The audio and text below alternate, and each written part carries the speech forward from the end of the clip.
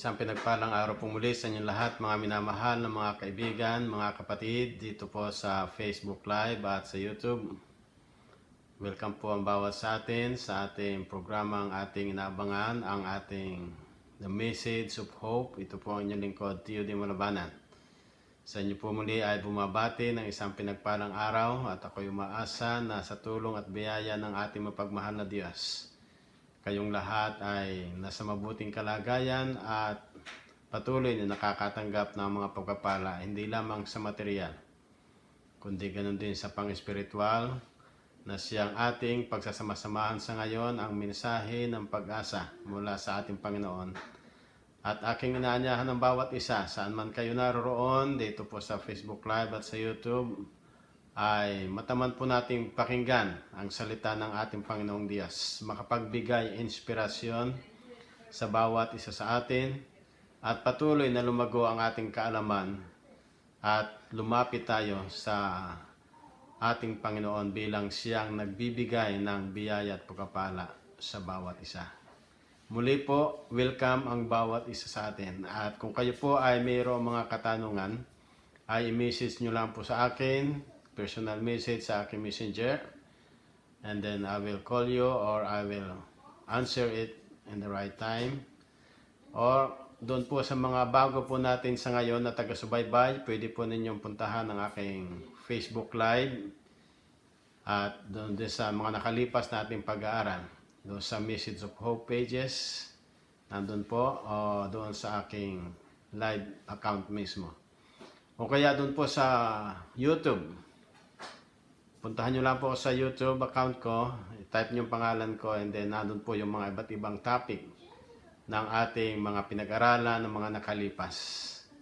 At pagkatapos po natin mapakinggan ay i-share din po ninyo sa inyong mga kaibigan para sila rin naman po ay makarinig ng pabalita ng ating mahal na Diyos. Muli po, welcome ang bawat sa atin. Subalit bago po tayo magpatuloy sa ating pag-aaral, tayo muna po ay sumandaling yumuko sa ating pambungad na panalangin. Tayo po ay manalangin. Kagalang-galang po naming Diyos, mabanal namin makapangyarihan sa lahat. Isang kasiyahan muli sa bawat sa amin. Ang sa oras na ito ay muli ay makapakinig na inyong pabalita. Maraming salamat sa mensahe ng pag-asa ang aming tatanggapin ngayong gabi. Aking dalangin, mahal na Diyos, naway patuloy niyong tulungan ang bawat sa amin sa pag-unawa ng inyong salita. Alalahanan ako, Panginoon, sa pagbabahagi nito at kayo mangusap sa aking mga kaibigan at patuloy na ang karunungan at katalinuhan ang siyang inyong pagkaloob sa akin upang ako'y maging bahagi ng inyong tagapagdala ng pabalita sa mga tao. Maraming salamat, mahal na Diyos, na kayo ang siya namin kasama sa oras na ito at ang inyong pagpapala ang siya namin tatanggapin sa pangalan ng aming Panginoong Hesus. Amen. Muli po, welcome ang bawat sa atin at dito po sa ating The Message of Hope, ang inyo pong lingkod, Tio Di Malabanan, sa inyo nagpapaabot muli ng isang pagbati. Nang nakalipas po nating pag-aaral ay atin pong inalam o last week ang pag-ibig ng Diyos o God's love and our suffering. Ating inalam po doon na ang pag-ibig ng Diyos ay wagas sa bawat sa atin na bagaman tayo nagkasala ay naandoon pa rin tayo ay Kanya binigyan ng pangako ng kaligtasan sa pamagitan ng Kanyang bugtong na anak, ang ating Panginoong Hesus. At ganoon din po, mga minamahal na mga kapatid, sa ating karanasan sa buhay, mayroong mga suffering tayo, paghihirap na nararanasan. At ating binalanse doon, nasaan nga ba ang pag-ibig ng Diyos sa kabila ng tayo ay mayroong mga karanasan sa buhay ng ganitong paghihirap. Kung kaya nga't ang sabi ng ating Panginoon doon sa ating panghuling talata na pinag-aralan natin sa masumpungan natin sa aklat ng Matthew, chapter 24, verse 13, it says there that, "But he who endures to the end shall be saved." Kung sino raw man po ang siyang magtitiis hanggang sa wakas, ay siyang maliligtas. Kung kaya nga sa ating buhay sa ngayon, mayroong nararanasan tayong pagtitiis at bunga noon yung ating pagtitiyaga at ang ating pananampalataya sa ating Panginoon ang siyang kinakailangan. Tumitibay tayo sa pananampalataya sa Kanya at sa pamagitan noon, ang sabi dito, tayo magkakaroon ng kaligtasan. Ngayong gabi po ay ating pag-aaralan muli ang isang napakahalagang topic natin na aking pinamagatang itong The Human's Destiny o The Man's Destiny.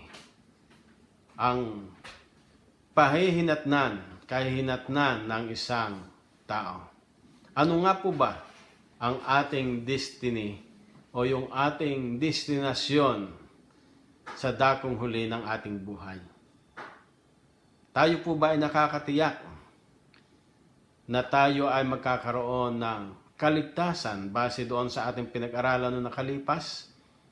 Dapat tayo maging tiyak sa kaligtasan pangako ng ating Panginoon sa pamagitan ng ating lubos na pagtanggap sa Kanya at pagpapasakop.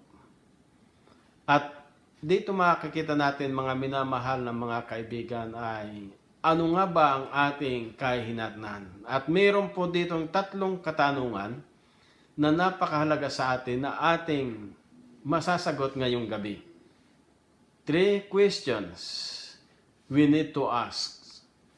Number 1 is, where did I came from? Number 2, why I am here? And number 3, where I am going? Dito po sa mga title na ito o dito sa mga subtopic na ito ay ating aalamin ang isang bagay na kung saan ay dinidiin sa atin ng ating nakalipas at ganoon din naman yung ating hinaharap at pangkasalukuyan.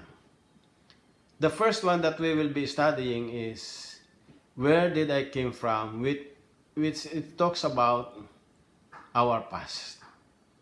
Saan nga ba tayo nanggaling, mga minamahal na mga kaibigan? Mayroon po tayong paniniwala na kung saan ay tayo raw ay nanggaling sa unggoy. Sang-ayon kay Charles Darwin, na mula doon sa maliit na atom hanggang sa naging pagkalipas ng maraming mga taon, billion of years, nag-evolve hanggang sa tayo ay nagkaroon ng figure like the monkey and then orangutan na malapit-lapit doon sa tao hanggang sa na-develop, nagpatuloy sa pag-evolve ng bilyong taon, kaya tayo naging ganito, naiiba sa kanila. Ito po ang theory ni Charles Darwin, evolution. Subalit, ito po ay taliwas sa sinasabi ng Biblia.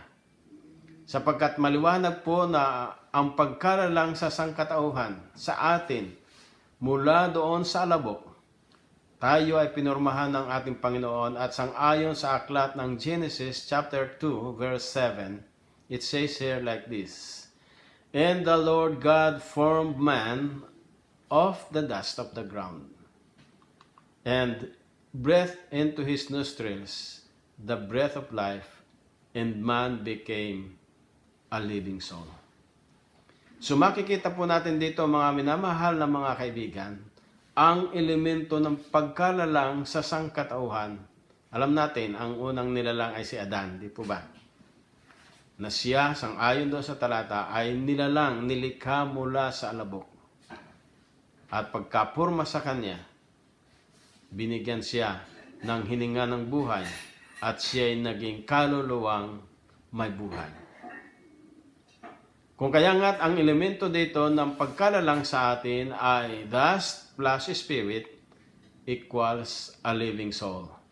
Or elements of the earth plus breath equals a living creature. Yun po yung pagkalalang mula doon kay Adan at kay Eva. O mula doon muna kay Adan. And then si Eva ay nilalang sa pamagitan ng pinatulog ng Diyos si Adan at kinuha yung kanyang isang tadya at doon pinurmahan ng ating Panginoong Diyos si Eva. Ito po ang pagkalalang sa tao. Hindi po doon sa pamagitan ng evolutions na tayo nag-evolve for how many years o billions of years na kaya tayo naging ganito na. Subalit kung ating papansinin, ang sabi ng talata doon sa aklat ng Ecclesiastes 12:7, maliwanag po dito ang pagkakasabi ng ganito, "Then the dust will return to the earth as it was, and the spirit will return to God who gave it." Maliwanag po dito mga minamahal na mga kaibigan na samantalang ang pagkalalang sa tao ng Diyos, sa atin, kung paanong nilalang ng Diyos, ay mula sa alabok, binigyan ng hininga ng buhay, at kung ang isang tao ay mamatay. Ang sabi dito ng talata, ang kanyang hininga ng buhay o ang kanyang hininga, yung espiritu, hindi po yung kaluluwa. Kasi ang kaluluwa po ay tayo, kaluluwang may buhay. Ang sabi po dito, yung hininga natin ay babalik sa Diyos. At itong ating katawang lupang ito ay babalik sa pagiging alabok. Kaya nga't kung inyo mapapansin, sa ating mga magulang o sa mga lolo at lola natin na nailibing na sa libingan ng kung ilang mga dekada o mga taon lumipas, kung ating bubuksan ang kanilang puntod, nandun makikita natin alabok na lamang. Maaring doon sa iba na mayroong matigas pa na mga buto, pero yung kanilang kalamnan o kung anuman ang kanilang pagkatao, babalik sa alabok. Dahil yan po ang sabi ng ating Panginoon. Sapagkat ang tao, kapag namatay, ang sabi dito ayon sa simpleng formula, elements of the earth minus breath equals a dead body. Kung paanong ang pagkalalang sa atin na tayo mula sa alabok, nawala yung hininga, bumalik sa ating Panginoong Diyos, at ang tawag po doon ay siyang katawang patay. Wala na kasi yung hininga. Once na tayo ay mawala ng hininga, patay. So, ang ating aalamin dito mga minamahal na mga kaibigan ay samantalang ito yung pagkalalang sa bawat sa atin. At ito nga bang kamatayan ay plano ng ating Panginoong Diyos? Hindi po. Dahil ito po ay bunga lamang ng pagkakasala ng ating unang mga magulang, lalo't higit sa kauna-unahan kay Adan at kay Eva. Kung kaya nga't ang sabi po doon sa Roma 3:23 ay ang kabayaran ng kasalanan ay kamatayan. So, dito makikita natin mga minamahal na mga kaibigan, mga kapatid, na ang kamatayan ay hindi nilikha o hindi gawa ng ating Panginoong Diyos, kundi ito'y naging resulta ng pagkakasala ng sangkatauhan. At ang tao kapag namatay, ang sabi dito ng talata sa aklat ng Ecclesiastes, Kapitulo 9, talatang 5, "For the living know that they will die, but the dead know nothing,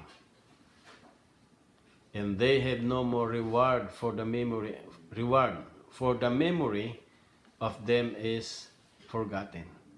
Doon po sa ating mga magulang, sa ating mga mahal sa buhay na pumanaw, ang sabi dito po ng talata ay maliwanag na sila ay wala ng anumang mga naisa-isip. At tayong buhay, kung ating papasinin sa ngayon, alam natin na darating ang ating panahon, tayo mga mamatay.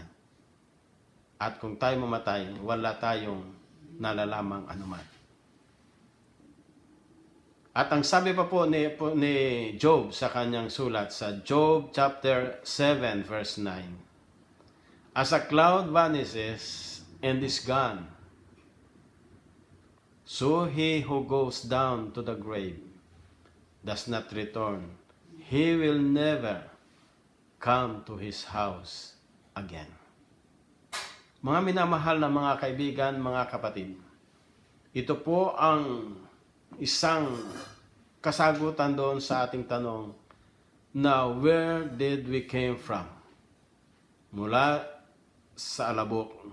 At pag ang tao ay namatay, sabi dito po ni Job ay sandaling mawawala, mapapanaw kagad. At ang kanyang hiningay babalik sa Diyos. Ang sabi po ng talata, he will not come back to his house again. Kaya doon po sa mga namatayan, huwag po nating isipin na pagkatapos nating mailibing yung ating mahal sa buhay, ang kanya raw kaluluwa ay bumabalik sa ating tahanan. Hindi po. Maliwanag ang sabi ng talata.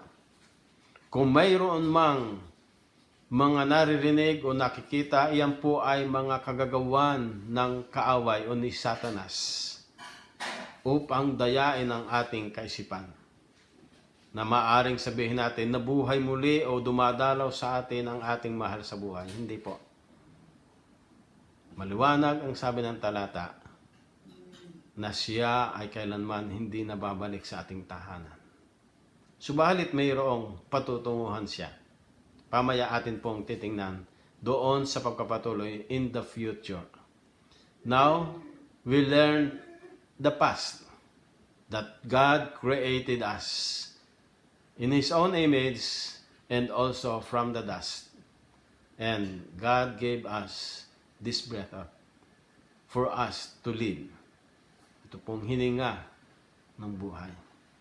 Pangalawa po dito na ating pag-aaralan ay why I am here. Mayroon po mga joke na naririnig tayo noon na ating napapanood o maaaring na inyo narinig. Why I am here? Because I am not there.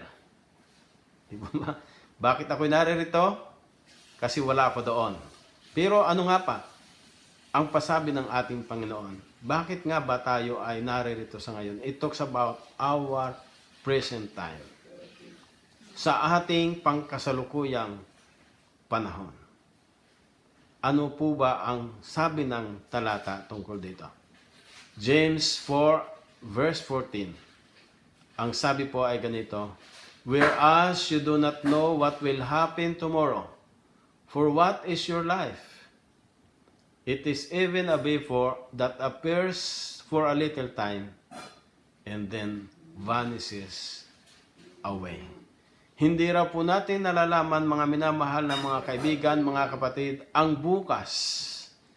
Nawari bang tayo ay isang hamog lamang? Nang sabi ng talata ay tayo nakikita sa ngayon, pero darating ang panahon, tayo ay mawawala, pumapana.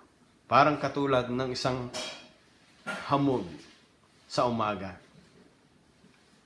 Pagkagising natin sa umaga, nandyan po sa kapaligiran yung hamog, the vapor. And then pagka sumikat na yung araw, unti-unti na yung matutunaw. Ganon din po ang buhay ng tao sinasalarawan. Na kung saan sa ngayon tayo malusog, tayo ngayon ay malakas, masigla. Hindi natin alam kung ano mangyayari bukas, kahit po ako sa aking sarili. Hindi natin alam. Sa ating pagdadrive, hindi natin alam. Maaaring tayo ay magkaroon ng aksidente. Kaya nga po, napakahalaga na sa bawat sandali ng ating buhay, bagaman hindi natin alam ang bukas, kung tayo ay nasa Panginoon, mayroon tayong pag-asa. Ito po ang mensahe ng pag-asa mula sa Kanya. Kaya nga po ang sabi ng talata sa aklat ng dito sa ating pinag-aaralan ng Biblia, masumpungan po natin doon sa aklat ng John. John chapter 11 verse 25 and 26, maliwanag po ang pagkakasabi ng ganito. I am the resurrection and the life. He who believes in me, though he may die, he shall live. Yan po ang isang napakagandang pangako ng ating Panginoon sa pangkasalukuyang panahon natin sa ngayon. na alam natin na ang ating Panginoong Hesus ang siyang, sabi dito, ang muling pagkabuhay na maguli. Na kung tayo man ay sumampalataya sa Kanya, tayo ay magtiwala sa Kanya, ibigay natin sa Kanya ang ating buhay. Though we may die, yet we will live. Kahit tayo mamatay, subalit darating ang panahon na tayo ay bubuhayin muli. At sangayon doon sa pagkapatuloy, sa verse 26, and whoever lives by believing in me will never die. Do you believe this? Iyan po ang isang katanungan ng ating Panginoong Hesus sa atin sa ngayon. Na kung saan ay dinidiin sa atin sa pangkasalukuyang panahon na mayroon siyang darat ng buhay. Hindi lahat ng mga tao sa kanyang pagdating ay lahat ay patay. Hindi po. Mayroon siyang darat ng buhay. At kung sila'y sumasampalataya sa ating Panginoon na nananatiling buhay, hindi na sila makakaranas ng kamatayan, kundi sila ay babaguhin ng ating Panginoon. Pamaya po ating makikita yung talata na yan. Subalit ang nais ko lang idein dito sa atin sa ngayon, sa ating pangkasalukuyang panahon, napakahalaga, sampalatayanan natin ang ating Panginoong Hesus. Sapagkat idinidiin pa rin po dito, katulad ng diwa nang ang ating Panginoong Hesus ay namatay at nabuhay na muli, sang-ayon doon sa aklat ng John, chapter 10, verses 17 to 18. Therefore my Father loves me, because I lay down my life that I may take it again. No one takes it from me, but I lay it down of myself. I have power to lay it down, and I have power to take it again. This command I have received from my Father. Makapapansin po natin dito, mga minamahal na mga kaibigan, ang kapangyarihan ng ating Panginoong Hesus. Na noong siya'y namatay, mayroon siyang kapangyarihan. Ang sabi niya doon bago siya mamatay ay pagkalipas ng 3 araw, kanyang ibabangon muli ang kanyang sarili. Nandito ang kanyang kapangyarihan. Because He is the resurrection of life. Napakabuti po ng ating Panginoong Diyos na ang kapangyarihang ito ang siyang magbibigay ng kapangyarihan din ng buhay sa bawat isa sa atin o sa ating mga magulang o sa mga nauna sa atin na bago sila namatay, sila'y sumampalataya sa ating Panginoon. Sila'y bubuhayin muli sa pamagitan ng kanyang kapangyarihan. O maaaring tayo mayroong katanungan, ay paano yung mga taong naandoon sa ilalim ng dagat, o naandoon sa bundok, o kung saan man, o mga nasunog, na hindi na nasumpungan, paano sila mabubuhay muli? Isang katanungang tayo mayroong limitasyon sa ating kaisipan, na paano nga ba mangyayari?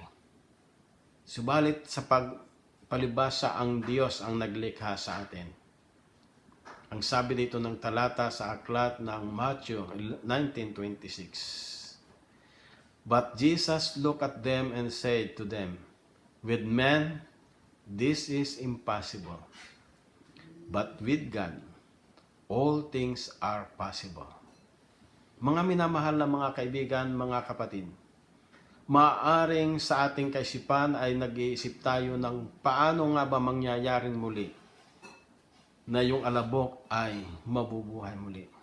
Sa ating limitadong kaisipan, hindi natin lubos na maisip ito.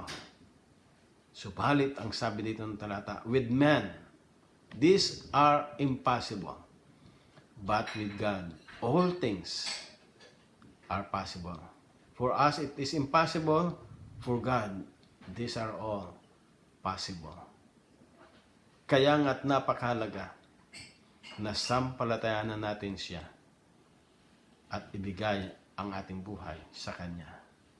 At sa panghuling katanungang ating pag-aaralan sa ngayon ay, where am I going? In the future, saan nga ba tayo paroroon? Ang sabi po ni Apostol Paul sa kanyang sulat sa mga taga-Hebrews. Hebrews chapter 9 verse 27. And as it is appointed unto man once to die, but after this, the judgment. Opo mga minamahal na mga kaibigan, mga kapatid. Hindi natin alam ang mangyayari sa kinabukasan kung tayo may mamatay. Nandoon yung paghatol ng Diyos ay ibabalik muli sa atin, ibibigay muli sa bawat sa atin. Kailan po mangyayari ito? Sa mga huling panahon. Sa kanyang pagparito. Sapagkat ang sabi po ng talata sa aklat ng 1 Thessalonians chapter 4, 16 and 17, it is clear. The message is like this.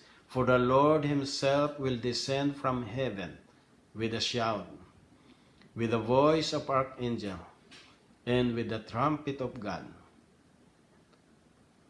And the dead in Christ will rise first.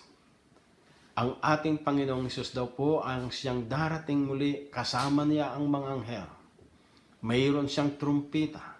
Ang mga anghel may trumpita upang gisingin yung mga taong mga nangamatay. Ang sabi po dito, those that are dead in Christ will rise first. Nung sila'y namatay, na sumampalataya sa ating Panginoon, sila'y unang mabubuhay muli.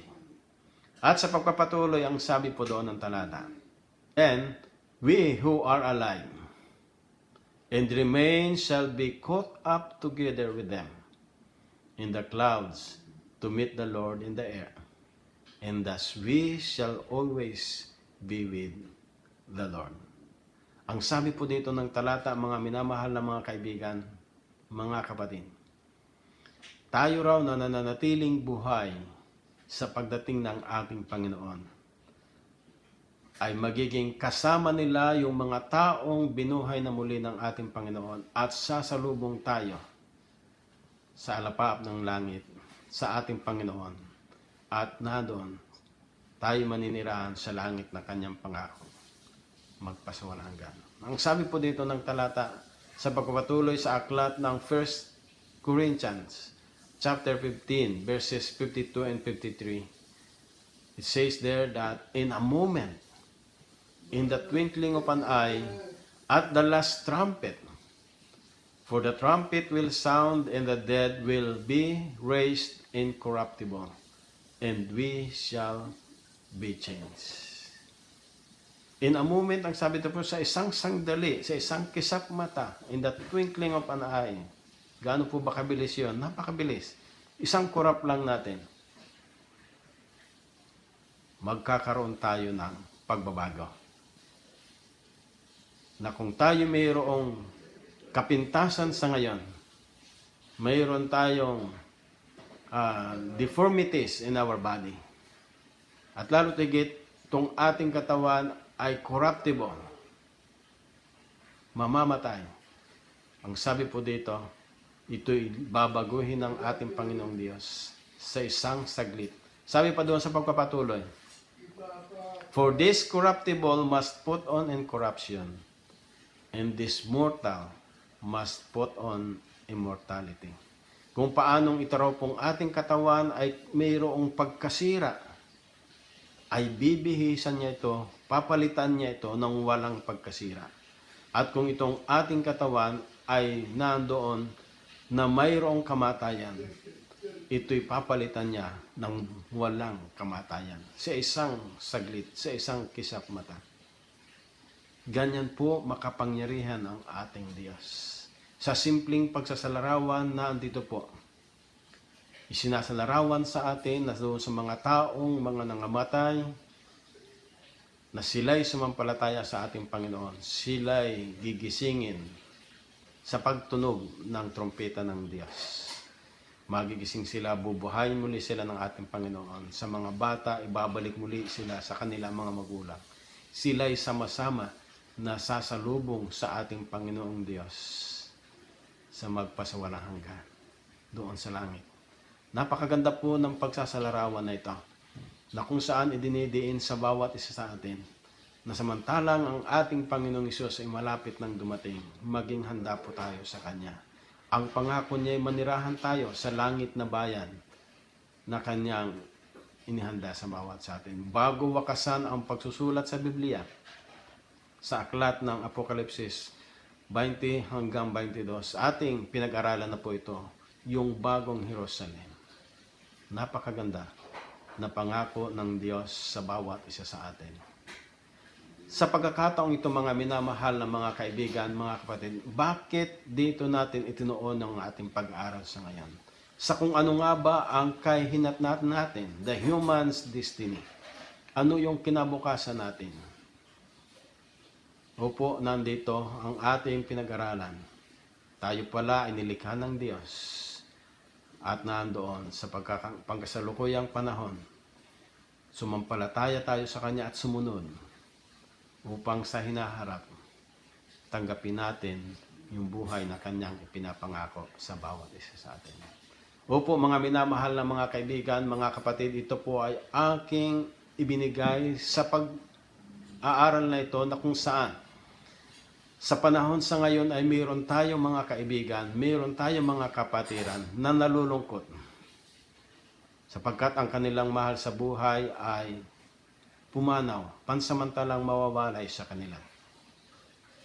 Miyembro ko po dito, si Sister Grace 11, yung kanya pong ama, pumanaw nung isang araw. Yung lula ni Sister Alili Librera, yung lula po niya ay pumanaw din po last week. Last week din po ating narinig yung pabalita, yung balita na kung saan yung isang dating member dito sa Vancouver Filipino Church na sa ngayon ay nasa Winnipeg, Sister Maricel, ang kanyang asawa ay pumanaw din. Last week din po ay ating nabalitaan yung kaibigan ni Sister Lucy Mercado na nagkaroon din po ng aksidente sa North Vancouver at on the spot siya ay namatay at yung kanyang asawa ay naandun pa rin sa ICU, kaya't ating isama rin sa kanyang ating panalangin si Brother Leo. So ito po ay mga mahal sa buhay ng ating mga kaanib dito, at lalo't higit nais kong isalarawan natin ang isang kabataan na ito na kung saan sa ngayon o kanina siya ay inilibing. Ito pong si Daniel Pilayo Kapilitan. Ang EUP ay nalulungkot ang College of Theology sapagkat siya po ay supposed to be gagraduate ngayong May. Subalit, last week po ay nagkaroon siya ng aksidente. Hindi niya nakayanan yung aksidente. Kaya nga siya ay pumanaw. Ito po ay naanyayahan ko pa nung ako ay magkaroon ng Facebook Live last year, July 14, 2020, na siya ay aking nahilingan ng special number. Isang kabataan na kung saan aking kikita ko sa Facebook ko na maraming mga kaibigan at maraming mga kapatiran dyan sa kanyang napaglingkurang iglesia. Sa Tagkawayan, Quezon, dyan sa Laguna, ganyan sa EUP.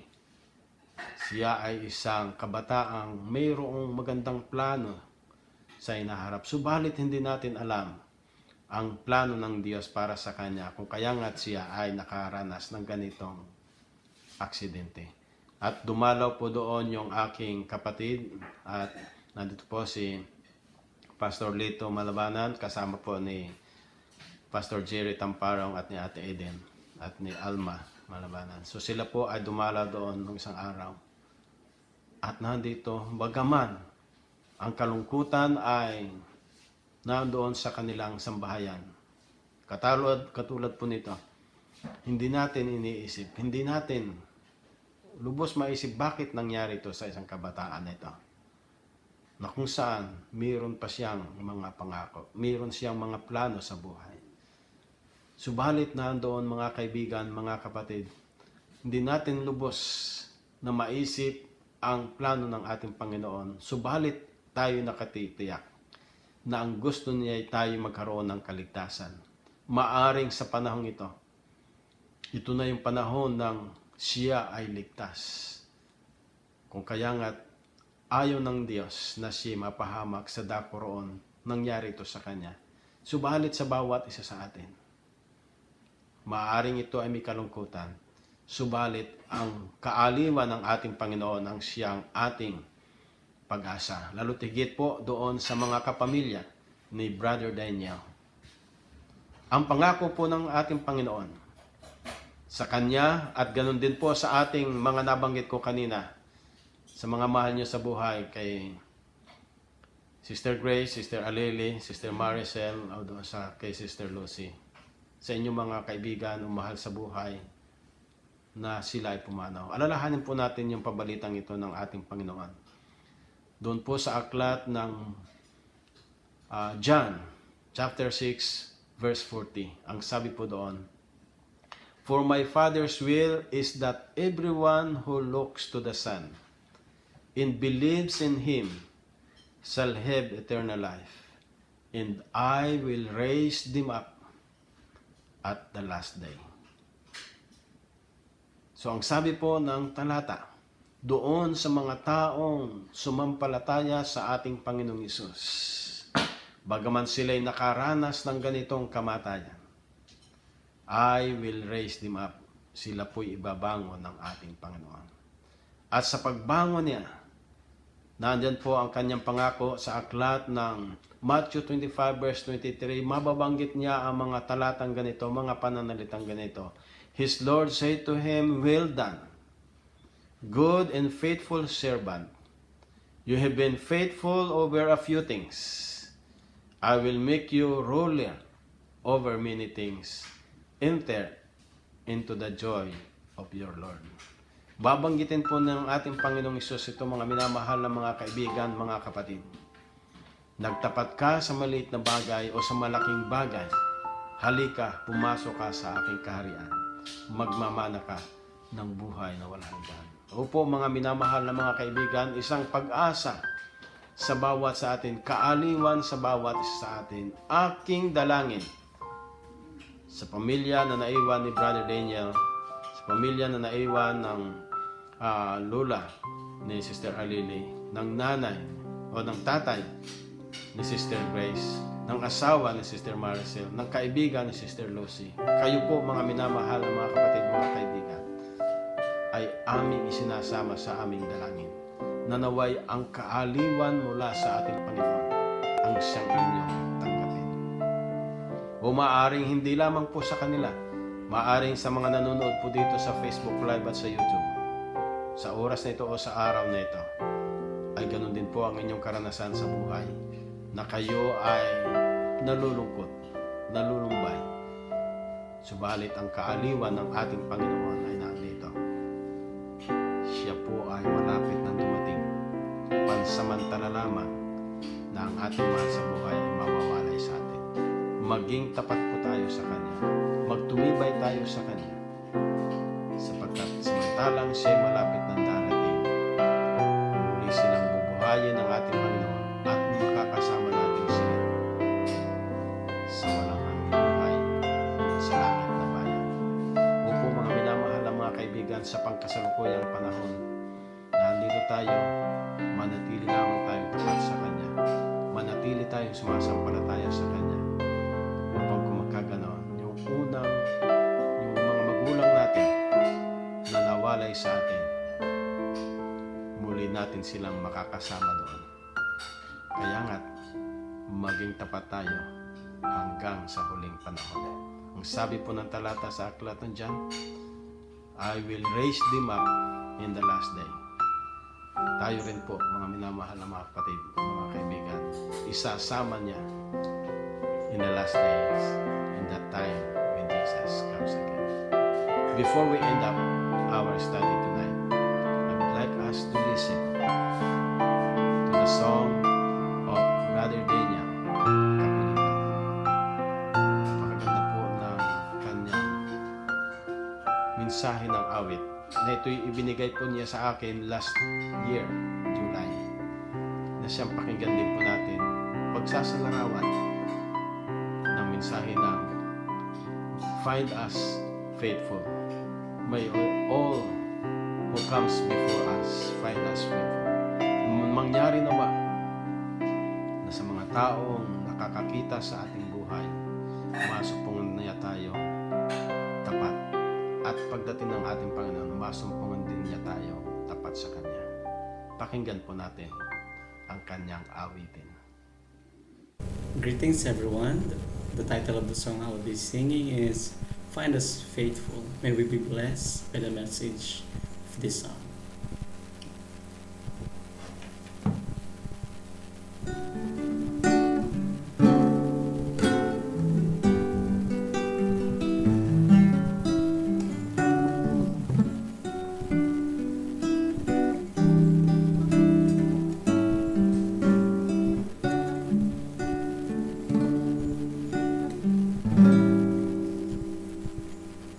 We're pilgrims on a journey, but a narrow road, and those who come before us line the way,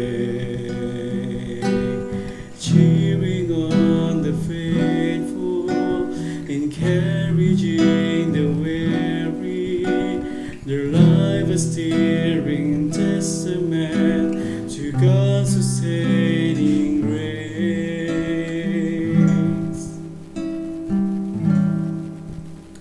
Surrounded by so great a cloud of witnesses, let us run the race not only for the prize, but as those who come before us. Let us give to those behind us the heritage of faithfulness, pass on through godly lives.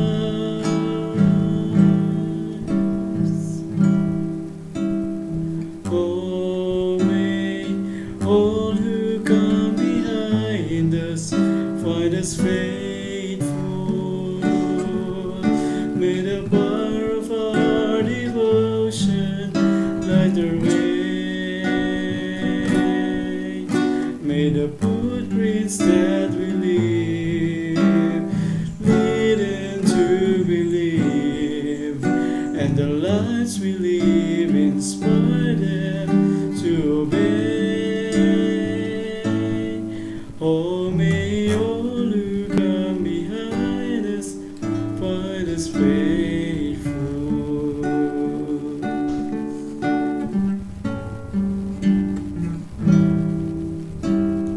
After all our hopes and dreams have come and gone, and our children seem to only left behind, may the clues that they discover and the memories they uncover become the light that leads them to the road which must find.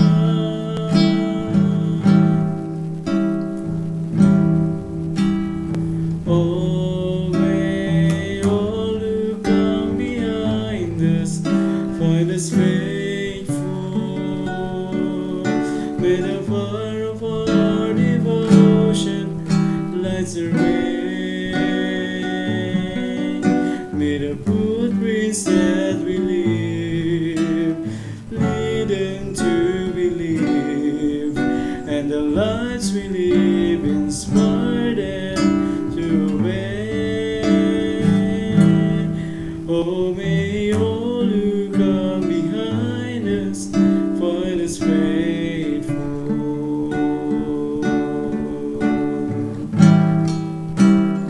Oh, may all who come behind us find us faithful. May the bar of our devotion lights our way. May the footprints that we leave lead them to believe, inspire them to obey. Oh, may all who come behind us find us faithful. This is our prayer, Lord, find us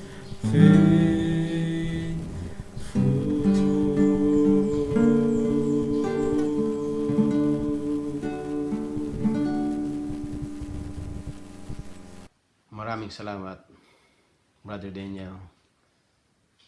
Ang iyong mga awit na ito ang siyang mensahe na nais naming makuha sa iyong ibinigay na halimbawa na ikaw ay naging tapat sa ating Panginoon at ganun din nawa sa bawat isa na nandito sa ngayon. Ang Panginoon ang siyang nananawagan sa inyo at sa akin. Patuloy nawa na tayo ay magtumibay sa pananampalataya sa Kanya hanggang sa siya ay dumating upang makasama natin muli, makita natin muli si Brother Daniel o kung sino man na ating mga mahal sa buhay na sumampalataya sa Kanya. Bago tayo magtapos, tayo muna po ay sumandaling yumuko sa ating panalangin. Kagalang-galang po naming Diyos, mabanal naming makapangyarihan sa lahat. Tunay na napakabuti ninyo sa aming Panginoon na sa oras na ito, kami ay nakapag-aral ng inyong salita at binigyan nyo kami ng mga inspirasyon na ito, na kung saan ay aming nakita kung paanong kayo'y mayroong mabuting panukala sa bawat sa amin. Pinag-aralan namin kung saan kami nanggaling at kung ano ang aming buhay sa kasalukuyan sa ngayon at kung paano kami mamumuhay sa panghinaharap kasama ng aming Panginoon. Mahal na Diyos, sa oras na ito ay aking idinadalangin sa inyo ang aking mga kaibigan, mga kapatiran na kung saan ay sa panahon ng nalulumbay, gawa ng ang kanilang mahal sa buhay ay pansamantalang mapawalay sa kanila. Alam namin, Panginoon, na kayo malapit na dumating. Tulungan nawa ninyo kami na maging tapat sa inyo kung paano ang aming mga mahal sa buhay na ito, mga kaibigan, ay naging tapat sa inyo upang makasama namin muli sila. Higit sa lahat, ay makasama namin ang aming Panginoong Hesus na siya nagbigay ng buhay para sa amin. Ang mahal na Diyos, naway ang kaaliwan ng Banal na Espiritu ang inyong ipagkaloob sa kanilang sambahayan, sa kanilang pamilya, ng mga naiwan, upang kung magkaganoon, ang kanilang may isa-isip ay ang lubos na pagtitiwala at pananampalataya sa aming Panginoong Hesus, na hindi lamang dito maninirahan kaming sama-sama, kundi sa buhay ng walang hanggan. Mahal namin, Panginoon, aking dalangin, patuloy naman yung tulungan ang bawat sa amin na sa aming paglalakbay Kristiyano ay masumpungan ninyo kami sa lubos na pagtatapat at pagtitiwala sa inyo. Maibigay namin sa inyo ang aming buong buhay upang kung anuman ang mangyari sa amin sa kinabukasan, kami ay nasa aming Panginoong Hesus. Maraming salamat na sa mga kaibigan din namin mayroong mga sakit, mayroong mga darating na mga operasyon, nandun sa panahon ng recovery. Nawa, Panginoon, patuloy niyo silang tulungan at ipagkaloob sa kanila ang lubos na kagalingan mula sa inyo. Maraming salamat na inyong pagpapalain ang bawat sa amin. Higit din, Panginoon, na nandito sa Facebook Live at sa YouTube. Kung anuman ang kanilang suliranin, kung anuman ang kanilang mga pangangailangan, pagpalain sila, Panginoon, sang-ayon sa inyong kalooban. Higit sa lahat, ay sa mga salitang siyang magbibigay mensahe sa amin ng pag-asa at patuloy na matanim sa aming puso at kaisipan. At ganoon din, patuloy naming may pagkaloob sa inyo aming buhay hanggang sa kayo dumating. Maraming salamat sa katiyakan ng aming mga kahilingan na nandito sa aming mga notes o comments o saan man na inyong nakikita ito, Panginoon, sa sino man mga taong mayroong mga hinihiling. Kayo, Panginoon, ang siyang malapit sa kanila, tumugon sa kanila, Maraming salamat sa inyong pagdinig sa aming dalangin at pagpapatawad sa aming pagkukulang at pagkakasala at sa buong kapayapaan na siya naming mararanasan. Sa pangalan ng Panginoong Hesus. Amen. Muli po mga minamahal na mga kaibigan, mga kapatid. Maraming salamat po sa inyong pag-tune in sa ngayon at patuloy nawa na ang kapayapaan mula sa ating Panginoong Diyos ang siya ninyong kamtin. May God bless you all and thank you very much for watching and also for sharing this good news to your friends. Pagkita-kita po tayo muli next week sa patuloy na ating pag-aaral ng mensahe ng pag-asa mula sa ating Panginoong Diyos. Happy midweek po sa inyong lahat at maraming salamat. Stay safe and take care of yourself and God will continue to take care of you. See you.